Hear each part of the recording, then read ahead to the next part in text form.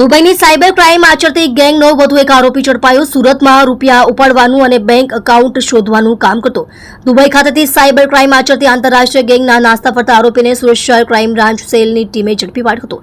પોલીસે આરોપી ચંદ્રેશ દયાળભાઈ કાકડિયા ઉંમર વર્ષ 27 તેને ઝડપી પાડ્યો હતો।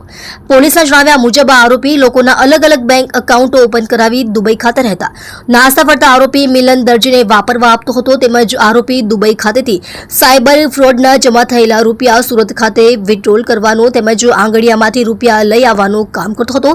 પોલીસ અધિકારી દ્વારા આપવામાં આવેલી વિગતો અનુસાર 2024ના ઓક્ટોબર મહિનામાં ઉત્તરાયણ પોલીસ સ્ટેશન વિસ્તારમાં આવેલી એક ઓફિસમાં બાતમીના આધારે સાયબર સેલની ટીમ દ્વારા દરોડા પાડવામાં આવ્યા હતા, જેમાં મુદ્દામાલ કબજે કરવામાં આવ્યો હતો, જેને આધારે દુબઈની આંતરરાષ્ટ્રીય સાયબર ક્રિમિનલ્સની જે ગેંગનો પર્દાફાશ કરવામાં આવ્યો હતો।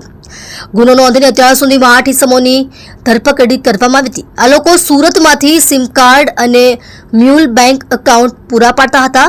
આ જ કેસ અંતર્ગત ગઈકાલે સાયબર ક્રાઇમની ટીમ દ્વારા ફરાર આરોપી ચંદ્રેશ કાકડિયાની ધરપકડ કરવામાં આવી છે। આ આરોપી દુબઈથી ઓપરેટ થતી મિલન દરજી ગેંગનો મુખ્ય સભ્ય છે। આરોપી વિરુદ્ધ સાયબર ક્રાઇમ ઉપરાંત અન્ય 7 જેટલા ગુના નોંધાયેલા છે।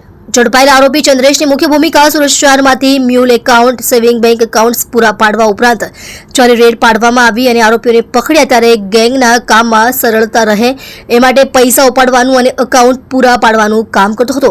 અગાઉ જે સમયે રેડ કરવામાં આવી ત્યારે પ્રાથમિક 111 કરોડ રૂપિયાના ટ્રાન્ઝેક્શન એ સમયે ઓક્ટોબર મહિનામાં મળ્યા હતા। ત્યારબાદ તપાસ દરમિયાન હાલ 119 કરોડ રૂપિયાથી પણ વધુના ટ્રાન્ઝેક્શન ધ્યાને આવ્યા છે। તેમજ અલગ અલગ બેંકોમાં ક્યાંથી કેવી રીતે રૂપિયા ઉપડ્યા છે તેની તપાસ હજુ ચાલુ છે। ગઈકાલે જે આરોપી ઝડપાયો છે તેના વધુ રિમાન્ડ માંગીને પૂછપરછ હાથ ધરવામાં આવશે। તમે જોઈ રહ્યા છો SD ન્યૂઝ ચેનલ ફેઝર શેખની સાથે।